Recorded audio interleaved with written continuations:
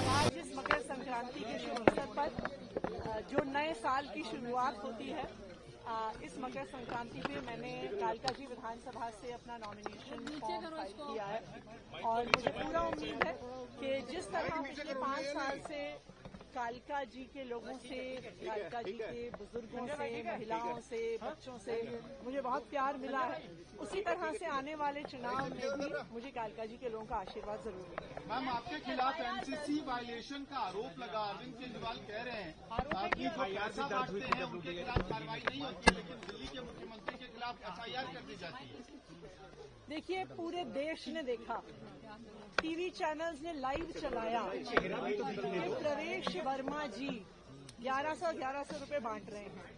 महिलाओं ने टीवी पे आके कहा कि हमें 1100 रुपए दिए गए कि हम कमल का बटन दबाएं। उसके कुछ दिन बाद प्रवेश वर्मा जी ने ट्वीट करके ये फोटो पोस्ट करी कि वो हेल्थ कैंप कर रहे हैं और चश्मे बांट रहे हैं। थोड़ा नीचे कर लो। उसके बाद वो किडवई नगर के इलाके में चद्दर और डबल बेडशीट्स बांट रहे हैं अपने नाम के साथ। उसमें इलेक्शन कमीशन को कोई भी आचार संहिता का वायलेशन नहीं दिखता। खुलेआम पैसे बट रहे हैं, चश्मे बट रहे हैं, खुलेआम बेडशीट बट रही है। तो इसलिए ये एक सवाल तो उठता है कि पुलिस किसके साथ है। ये एक सवाल तो उठता है कि क्या लोअर लेवल पे जो इलेक्शन ऑफिसर्स हैं, क्या उन पे दबाव है। हम बार बार इलेक्शन कमीशन के पास गए हैं। इलेक्शन कमीशन ने एक फ्री एंड फेयर इलेक्शन का हमें कमिटमेंट दिया है और हम ये उम्मीद करते हैं कि ये फ्री एंड फेयर इलेक्शन का जो कमिटमेंट इलेक्शन कमीशन ने हमें दिया है वो वास्तव में जमीनी तौर पर साकार होगा। वरना ये सवाल तो उठेगा ही कि प्रवेश वर्मा जी पे पैसे बांटने पे, चश्मा बांटने पे जांच चल रही है। कब से जांच चल रही है और मुझ पर बिना जांच के एफआईआर भी फाइल हो गई।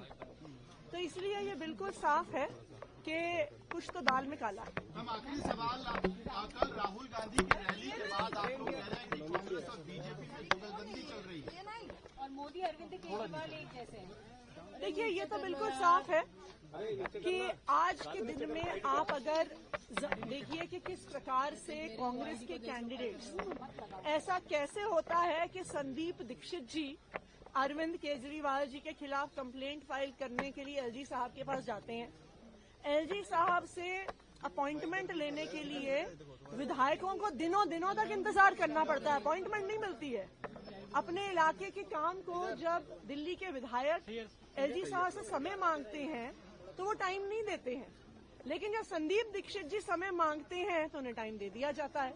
जब संदीप दीक्षित जी समय मांगते हैं, उनकी कंप्लेंट रिसीव होती है, तुरंत उस पर कार्रवाई होती है, उस पर एफआईआर होती है। तो ये क्या हो रहा है? ये बिल्कुल साफ है कि कांग्रेस के कैंडिडेट्स के बीच में, भारतीय जनता पार्टी के बीच में जुगलबंदी चल रही है।